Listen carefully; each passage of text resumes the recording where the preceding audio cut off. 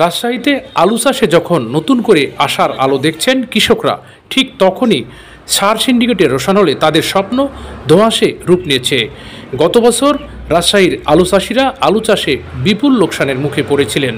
উৎপাদনের খরচের তুলনায় বাজারে আলুর দাম কম থাকায় অনেকেই মূলধন পর্যন্ত উঠাতে ব্যর্থ হয়েছেন।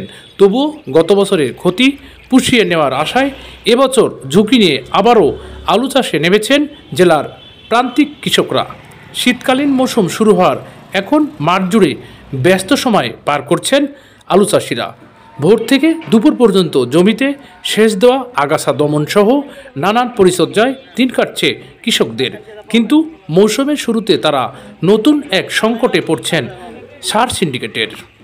মেলা টাকা লস খেয়েছি, এবার আবার ঝুঁকি নিয়েছি, কিন্তু সারের সংকট, সার পাচ্ছি না। আমরা যাই সার আলাদা দোকানে বেচে দিচ্ছে ডিলাররা, তাই আমরা আলু সার ব্যবহার আলু লাগাতে পারছি না।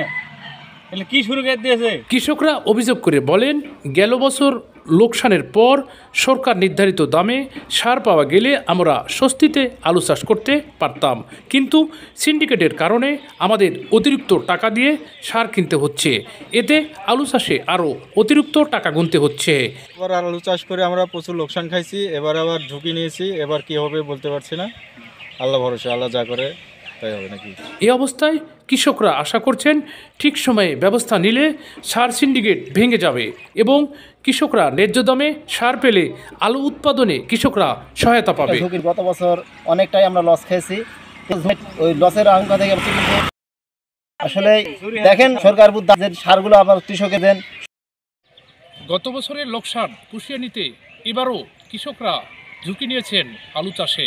কৃষকরা বলছেন এবার তারা আলু চাষ করে লাভের মুখ দেখতে পারেন। রাজশাহীর দুর্গাপুর কানপাড়া থেকে ইমদাদুল হক, চ্যানেল এস, রাজশাহী।